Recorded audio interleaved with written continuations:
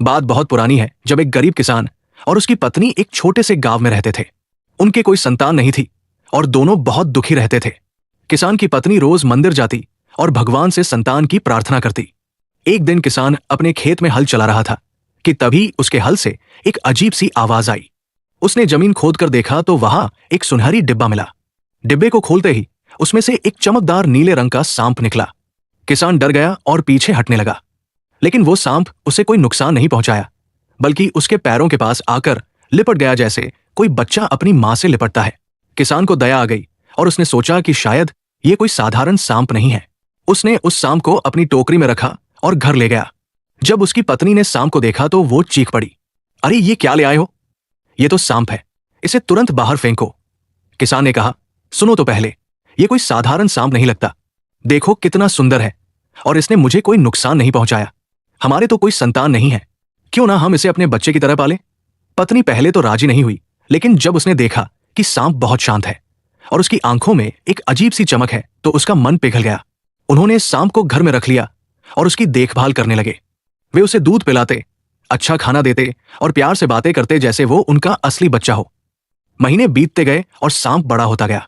अब वो इतना बड़ा हो गया था कि एक बड़े से मटके में भी मुश्किल से समा पाता। किसान दंपत्ति उससे बहुत प्यार करते थे। गांव के लोग उन्हें पागल कहते कि कैसे लोग हैं जो सांप को बच्चे की तरह पालते हैं, लेकिन उन्हें किसी की परवाह नहीं थी। एक दिन रात को जब किसान और उसकी पत्नी सो रहे थे तो अचानक उनके कमरे में एक तेज रोशनी फैल गई। दोनों उठे तो देखा कि सांप अपना रूप बदल रहा है। पहले उसका फन चमकने लगा, फिर उसकी पूरी देह में से एक दिव्य प्रकाश निकलने लगा और देखते ही देखते वो सांप एक सुंदर युवक में बदल गया। उसके माथे पर एक चमकदार मणि थी और उसका चेहरा इतना तेजस्वी था कि उसे देखना मुश्किल था। किसान और उसकी पत्नी आश्चर्यचकित होकर देखते रह गए। युवक ने हाथ जोड़कर कहा, पिताजी, माताजी, मैं कोई साधारण सांप नहीं हूं। मैं नागलोक का राजकुमार हूं। मेरा नाम नागेंद्र है।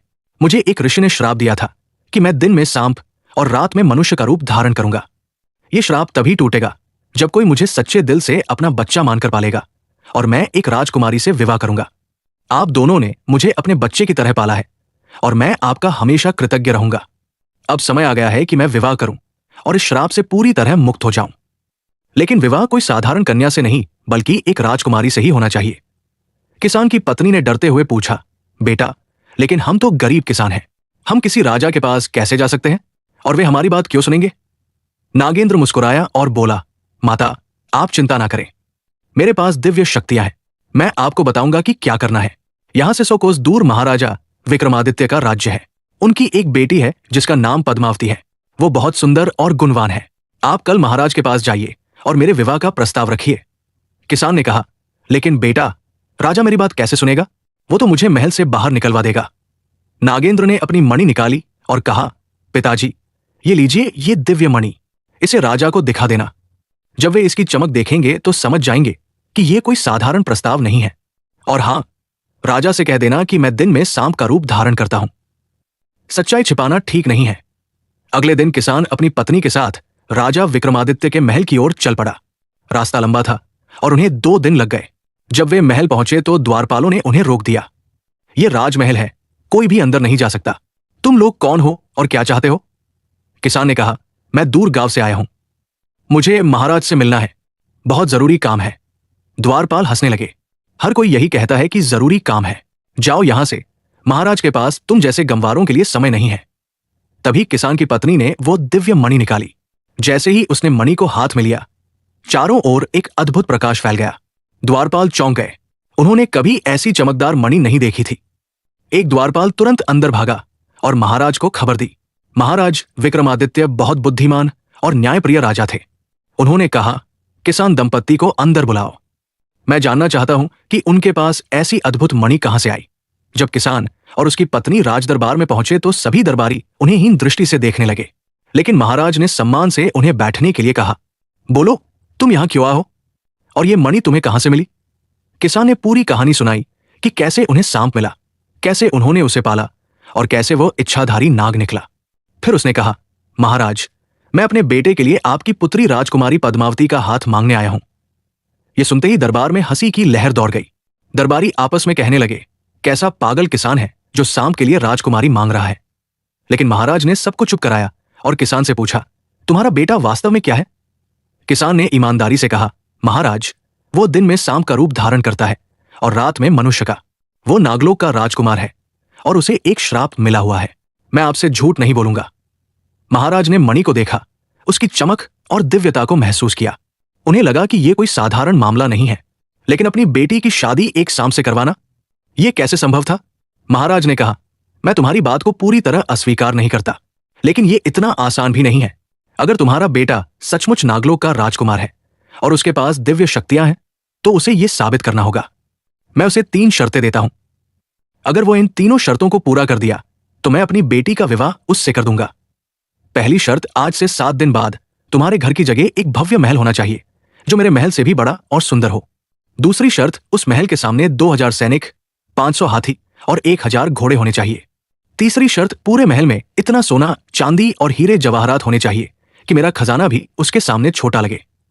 सभी दरबारी मन ही मन मुस्कुराए, क्योंकि उन्हें लगा कि राजा ने असंभव शर्तें रख दी हैं और ये गरीब किसान और उसका सांप बेटा कभी इसे पूरा नहीं कर पाएंगे। लेकिन किसान को अपने बेटे की शक्तियों पर विश्वास था।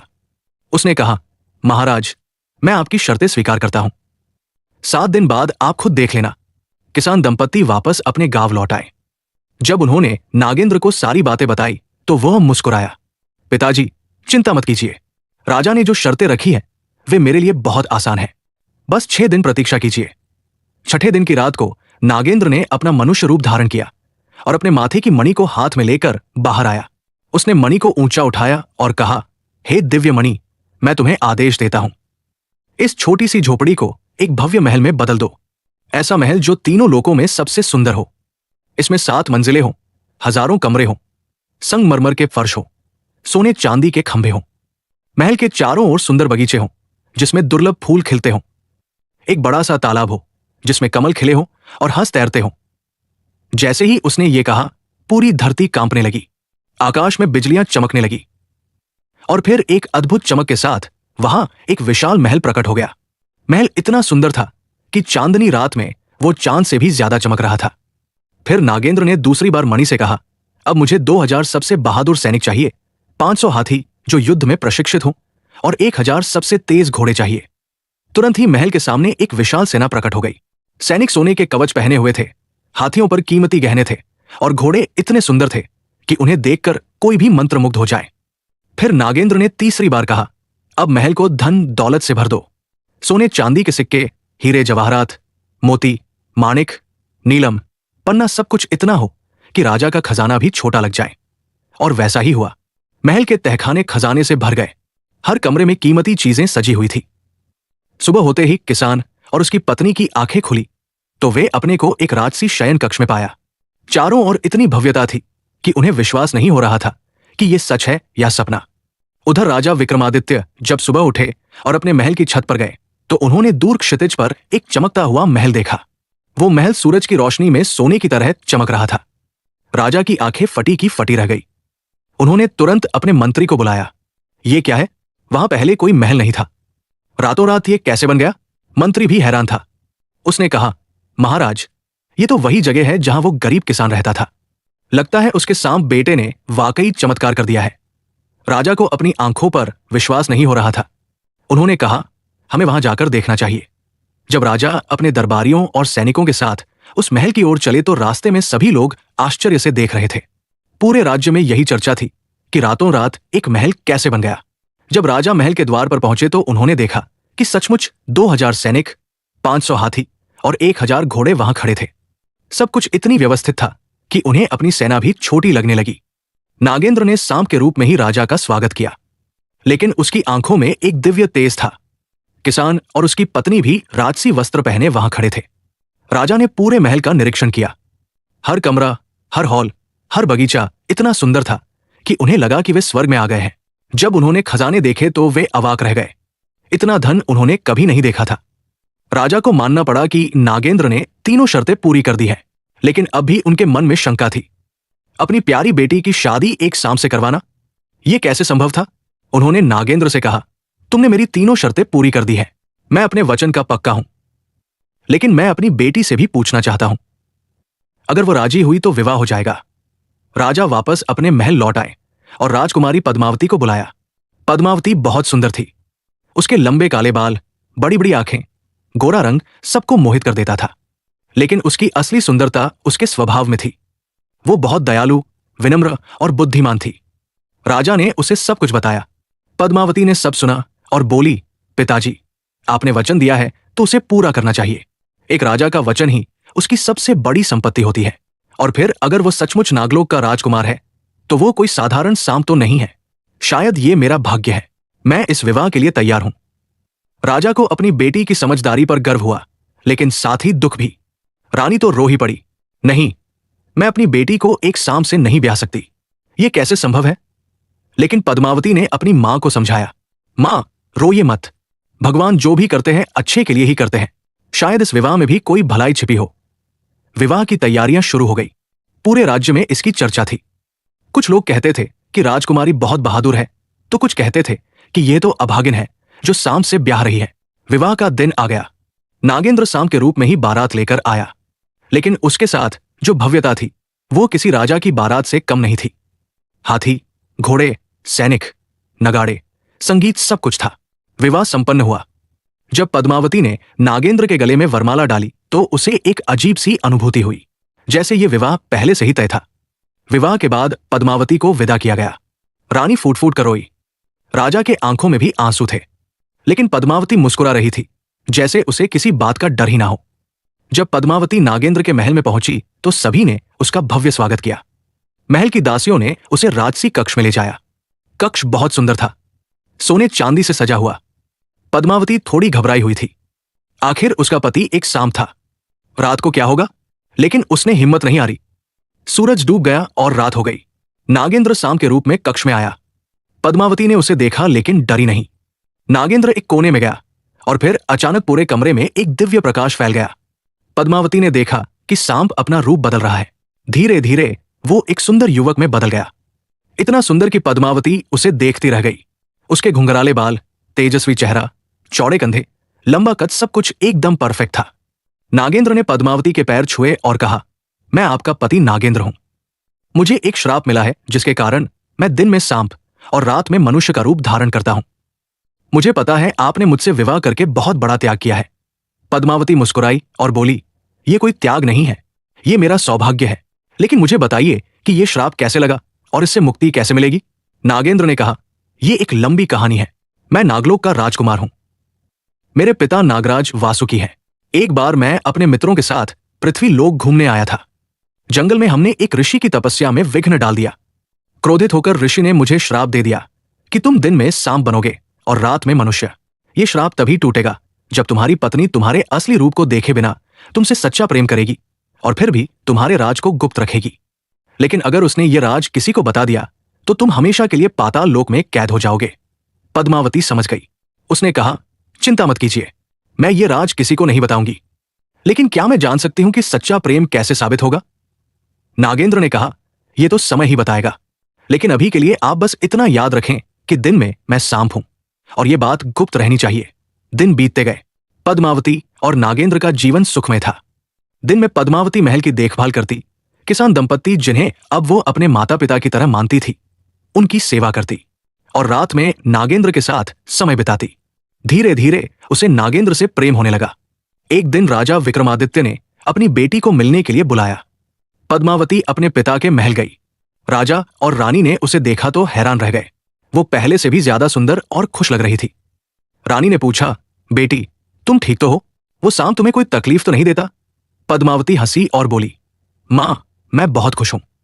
मेरे पति बहुत अच्छे हैं, वे मेरा बहुत ख्याल रखते हैं। राजा ने आश्चर्य से पूछा, लेकिन बेटी, वो तो सांप है, तुम उससे कैसे बात करते हो?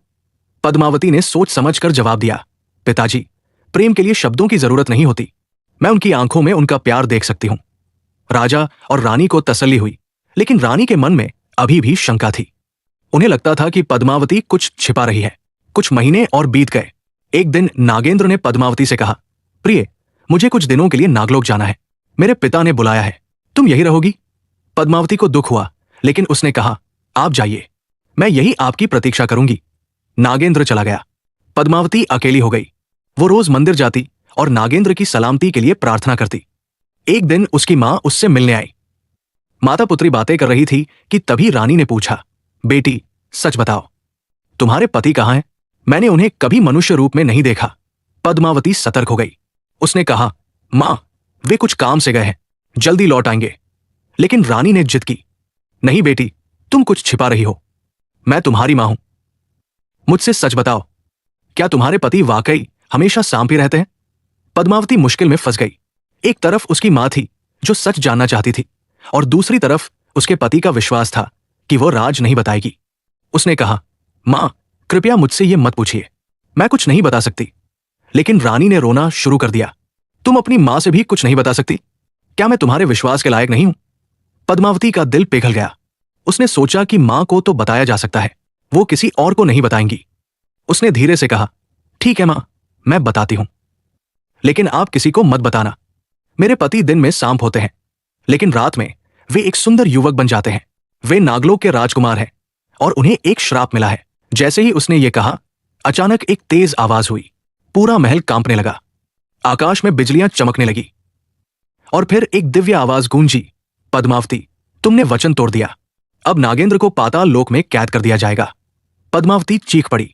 उसे एहसास हुआ कि उसने कितनी बड़ी गलती कर दी। वो जोर जोर से रोने लगी। रानी भी डर गई। ये क्या हो गया? मैंने क्या कर दिया? उसी समय दूर नागलोक में नागेंद्र को एक अदृश्य शक्ति ने पकड़ लिया और उसे पाताल लोक में खींच लिया। वो चीखा, पद्मावती, लेकिन कोई फायदा नहीं हुआ। पद्मावती को पता चल गया कि उसके पति गायब हो गए हैं। वो पागलों की तरह रोने लगी। मैंने क्या कर दिया? मैंने अपने पति को खो दिया। रानी ने उसे समझाने की कोशिश की, लेकिन पद्मावती ने कहा, मां, ये सब मेरी गलती है, मुझे उन्हें वापस लाना होगा, चाहे जो भी हो जाए। अगले दिन पद्मावती ने तय किया कि वो अपने पति को ढूंढने जाएगी। उसने साधारण कपड़े पहने, कुछ जरूरी सामान लिया और घर से निकल पड़ी। किसान दंपत्ति ने उसे रोकने की कोशिश की। बेटी, तुम अकेली कहां जाओगी? यह खतरनाक है। लेकिन पद्मावती ने कहा, मां, मैंने अपने पति को खोया है, मुझे उन्हें ढूंढना ही होगा, यह मेरी जिम्मेदारी है। वो चल पड़ी। दिन बीतते गए। वो जंगलों से गुजरी, पहाड़ों को पार किया, नदियों को पार किया, कभी भूखी रही, कभी प्यासी, लेकिन उसने हार नहीं मानी। एक दिन वो एक घने जंगल में पहुंची। वहां उसे एक बूढ़ी औरत मिली जो लकड़ियां इकट्ठा कर रही थी। पद्मावती ने उससे पूछा, माता, क्या आप मुझे बता सकती हैं कि पाताल लोक का रास्ता कहां है? बूढ़ी औरत ने उसे ध्यान से देखा और कहा, बेटी, तुम पाताल लोक क्यों जाना चाहती हो? वो बहुत खतरनाक जगह है। पद्मावती ने अपनी पूरी कहानी सुनाई। बूढ़ी औरत ने कहा, तुम बहुत साहसी हो बेटी, लेकिन पाताल लोक जाना इतना आसान नहीं है। तुम्हें 7 समुद्र पार करने होंगे, 7 पहाड़ चढ़ने होंगे और 7 राक्षसों को हराना होगा, तब जाकर तुम पाताल लोक के द्वार तक पहुंच सकोगी। पद्मावती ने कहा, मैं कुछ भी करने को तैयार हूं, बस मुझे रास्ता बता दीजिए। बूढ़ी औरत वास्तव में एक देवी थी जो पद्मावती की परीक्षा ले रही थी। उसने प्रसन्न होकर कहा, बेटी, तुम्हारा प्रेम सच्चा है, मैं तुम्हारी मदद करूंगी। ये लो, ये दिव्य माला, ये तुम्हें हर खतरे से बचाएगी। और ये तलवार लो, ये किसी भी राक्षस को मार सकती है। पद्मावती ने आभार जताया और आगे बढ़ गई। पहला समुद्र उसने एक दिव्य नाव की मदद से पार किया जो बूढ़ी औरत ने दी थी। दूसरे समुद्र में एक विशाल मगरमच्छ था जिसने उस पर हमला किया, लेकिन दिव्य तलवार से उसने उसे मार दिया। तीसरे समुद्र में एक भयानक तूफान आया, लेकिन दिव्य माला ने उसे बचाया। चौथे समुद्र में एक समुद्री राक्षस था जिसने कहा, मैं तुम्हें तभी जाने दूंगा जब तुम मेरी एक पहेली सुलझाओगी। पद्मावती ने कहा, पूछो। राक्षस ने पूछा, वो क्या है जो दिखता नहीं लेकिन सब कुछ बदल देता है? पद्मावती ने सोचा और कहा, प्रेम। प्रेम दिखता नहीं लेकिन सब कुछ बदल देता है। राक्षस खुश हुआ और उसे जाने दिया। ऐसे ही उसने 7 समुद्र पार किए। फिर उसे 7 पहाड़ चढ़ने थे। पहला पहाड़ इतना ऊंचा था कि उसकी चोटी दिखाई नहीं देती थी, लेकिन पद्मावती ने हिम्मत नहीं हारी। वो चढ़ती गई। रास्ते में उसे एक साधु मिला जिसने उसे आशीर्वाद दिया, बेटी, तुम्हारा प्रेम तुम्हें जरूर कामयाब बनाएगा। दूसरे पहाड़ पर एक राक्षस था जिसने कहा, मैं तुम्हें खा जाऊंगा। पद्मावती ने कहा, पहले मेरी कहानी तो सुनो, और उसने अपनी पूरी कहानी सुनाई। राक्षस को दया आ गई और उसने उसे जाने दिया। तीसरे पहाड़ पर बर्फ ही बर्फ थी। ठंड इतनी थी कि पद्मावती का शरीर जम रहा था, लेकिन उसके प्रेम की गर्मी ने उसे बचाया। चौथे पहाड़ पर आग की नदियां बह रही थी, लेकिन दिव्य माला ने उसे सुरक्षित रखा। 5वें पहाड़ पर एक चुड़ैल रहती थी जिसने उसे पकड़ लिया। मैं तुम्हें अपनी दासी बना लूंगी, लेकिन पद्मावती ने अपनी बुद्धिमानी से चुड़ैल को धोखा दिया और भाग गई। छठे पहाड़ पर एक विशाल अजगर था, लेकिन पद्मावती ने उससे कहा, मैं एक नाग राजकुमार की पत्नी हूं, तुम भी सर्प जाति के हो, कृपया मुझे जाने दो। अजगर ने उसकी बात मान ली। सातवें पहाड़ पर पहुंचकर उसे पाताल लोक का द्वार दिखा, एक विशाल द्वार जो काले पत्थर का बना था। द्वार पर दो राक्षस पहरा दे रहे थे। उन्होंने पद्मावती को देखते ही कहा, तुम कौन हो, यहां कैसे आई? पद्मावती ने कहा, मैं राजकुमारी पद्मावती हूं, मैं अपने पति नागेंद्र को ढूंढने आई हूं जो यहां कैद है। राक्षसों ने हंसते हुए कहा, जो भी यहां आता है वो वापस नहीं जाता, तुम भी यही कैद हो जाओगी। लेकिन तभी वहां पाताल लोक का राजा यमराज प्रकट हुआ। उन्होंने पद्मावती को देखा और कहा, तुम कौन हो जो इतनी हिम्मत से यहां तक आई? पद्मावती ने हाथ जोड़कर कहा, देव, मैं अपने पति को ढूंढने आई हूं, कृपया उन्हें मुक्त कर दीजिए। यमराज ने कहा, नागेंद्र को श्राप के कारण यहां कैद किया गया है, उसे तभी मुक्त किया जा सकता है जब उसकी पत्नी अपने प्रेम को साबित करे। पद्मावती ने कहा, मैं कुछ भी करने को तैयार हूं। यमराज ने कहा, तुम्हें 3 परीक्षाएं देनी होंगी। पहली परीक्षा, तुम्हें अग्नि परीक्षा से गुजरना होगा। दूसरी परीक्षा, तुम्हें विष का प्याला पीना होगा। तीसरी परीक्षा, तुम्हें अपने सबसे कीमती वस्तु का त्याग करना होगा। पद्मावती ने बिना डरे कहा, मैं तैयार हूं। पहली परीक्षा के लिए एक विशाल अग्नि कुंड तैयार किया गया। पद्मावती को उसमें से गुजरना था। उसने अपने पति को याद किया और अग्नि कुंड में कूद गई।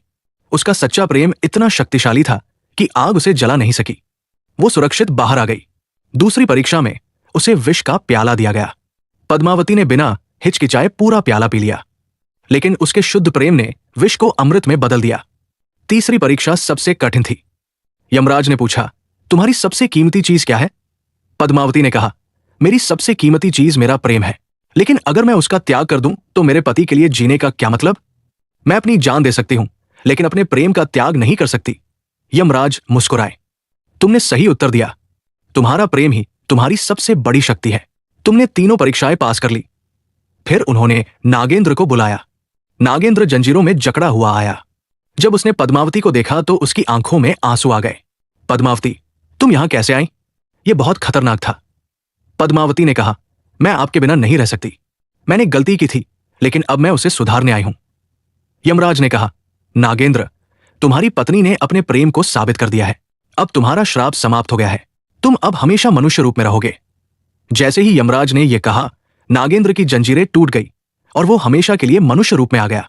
नागेंद्र और पद्मावती ने यमराज को प्रणाम किया और पाताल लोक से निकल आए। जब वे वापस अपने महल पहुंचे तो सभी खुशियां मनाने लगे। किसान दंपत्ति, राजा विक्रमादित्य, रानी सब बहुत खुश हुए। राजा ने कहा, बेटी, तुमने अपने प्रेम और समर्पण से नागेंद्र को श्राप से मुक्त करा दिया। तुम सचमुच महान हो। पद्मावती और नागेंद्र ने एक भव्य समारोह किया। पूरे राज्य में खुशियां मनाई गई। कुछ समय बाद नागेंद्र के पिता नागराज वासुकी भी पृथ्वी लोक आए।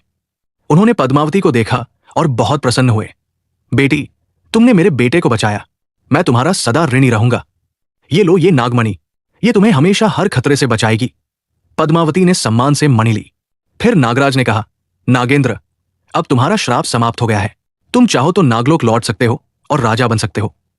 लेकिन नागेंद्र ने कहा, पिताजी, मैं पृथ्वी लोक में ही रहना चाहता हूं। यहां मुझे प्रेम मिला, परिवार मिला, यही मेरा घर है। नागराज मुस्कुराए, जैसी तुम्हारी इच्छा बेटा, लेकिन तुम नागलोक के राजकुमार हमेशा रहोगे। समय बीतता गया। पद्मावती और नागेंद्र का जीवन सुखमय था। उन्हें 2 बच्चे हुए, एक बेटा और एक बेटी। दोनों बच्चे भी दिव्य शक्तियों से संपन्न थे। नागेंद्र ने अपने राज्य को बहुत अच्छे से संभाला। वो एक न्यायप्रिय और दयालु राजा था। प्रजा उससे बहुत प्रेम करती थी। पद्मावती एक आदर्श रानी थी। वो गरीबों की मदद करती, बीमारों की सेवा करती और सबके साथ प्रेम से पेश आती। किसान दंपत्ति जिन्होंने नागेंद्र को पाला था, उन्हें महल में ही रखा गया। वे अपने बुढ़ापे में बहुत खुश थे। राजा विक्रमादित्य और रानी भी अक्सर अपनी बेटी से मिलने आते। उन्हें अपनी बेटी पर बहुत गर्व था। एक दिन एक संकट आया। पड़ोसी राज्य के राजा ने नागेंद्र के राज्य पर हमला कर दिया। वो राजा बहुत क्रूर था और उसे नागमणि चाहिए थी जो पद्मावती के पास थी। युद्ध शुरू हो गया। नागेंद्र बहुत बहादुर योद्धा था। उसने अपनी दिव्य शक्तियों का उपयोग करके दुश्मन सेना को खदेड़ दिया, लेकिन क्रूर राजा ने धोखे से पद्मावती को अगवा कर लिया। नागेंद्र पागल हो गया। उसने पूरी सेना लेकर क्रूर राजा के राज्य पर हमला कर दिया। भयंकर युद्ध हुआ। अंत में नागेंद्र ने क्रूर राजा को मार डाला और पद्मावती को बचा लिया। पद्मावती ने नागेंद्र से कहा, आप हमेशा मेरे रक्षक हैं। जैसे मैंने आपको पाताल लोक से बचाया, वैसे ही आपने मुझे बचाया। हमारा प्रेम अजय है। नागेंद्र ने कहा, हमारा प्रेम ही हमारी सबसे बड़ी शक्ति है। इसके आगे कोई भी बाधा टिक नहीं सकती। उन्होंने फिर से अपने राज्य में शांति स्थापित की। प्रजा खुशहाल थी। कई साल बीत गए। नागेंद्र और पद्मावती बूढ़े हो गए। उनके बच्चे बड़े हो गए और उन्होंने राज्य का कामकाज संभाल लिया। एक दिन नागेंद्र और पद्मावती अपने महल की छत पर बैठे सूर्यास्त देख रहे थे। नागेंद्र ने कहा, पद्मावती, क्या तुम्हें कभी अफसोस हुआ कि तुमने एक सांप से शादी की? पद्मावती मुस्कुराई, कभी नहीं। तुमने मुझे सच्चा प्रेम दिया, एक सुंदर परिवार दिया, एक अद्भुत जीवन दिया। मैं धन्य हूं। नागेंद्र ने उसका हाथ पकड़ा, और तुमने मुझे श्राप से मुक्त किया, मुझे नया जीवन दिया। मैं तुम्हारा सदा ऋणी रहूंगा। वे दोनों चुपचाप बैठे रहे, एक दूसरे का हाथ पकड़े, सूर्यास्त देखते हुए। उनकी प्रेम कहानी पूरे राज्य में प्रसिद्ध हो गई। लोग पीढ़ियों तक इस कहानी को सुनाते रहे कि कैसे एक राजकुमारी ने अपने सच्चे प्रेम से एक श्रापित नाग राजकुमार को मुक्त किया। यह कहानी सिखाती है कि सच्चा प्रेम हर बाधा को पार कर सकता है, चाहे कितनी भी मुश्किलें आएं। अगर प्रेम सच्चा है तो वो हमेशा जीतता है। नागेंद्र और पद्मावती ने साबित कर दिया कि प्रेम रूप, जाति या किसी भी अन्य बाधा से परे होता है। ये आत्माओं का मिलन है, दिलों का संगम है। उनकी कहानी आज भी लोगों को प्रेरित करती है कि वे अपने प्रेम पर विश्वास रखें और कभी हार ना माने। कहते हैं कि नागेंद्र और पद्मावती आज भी कहीं ना कहीं हैं, शायद किसी दूसरे रूप में, लेकिन उनका प्रेम अमर है और हमेशा रहेगा। ये थी इच्छाधारी नागराज और राजकुमारी की अद्भुत प्रेम कहानी। एक ऐसी कहानी जो हमें सिखाती है कि सच्चा प्रेम सब कुछ जीत सकता है, हर श्राप को तोड़ सकता है और हर बाधा को पार कर सकता है।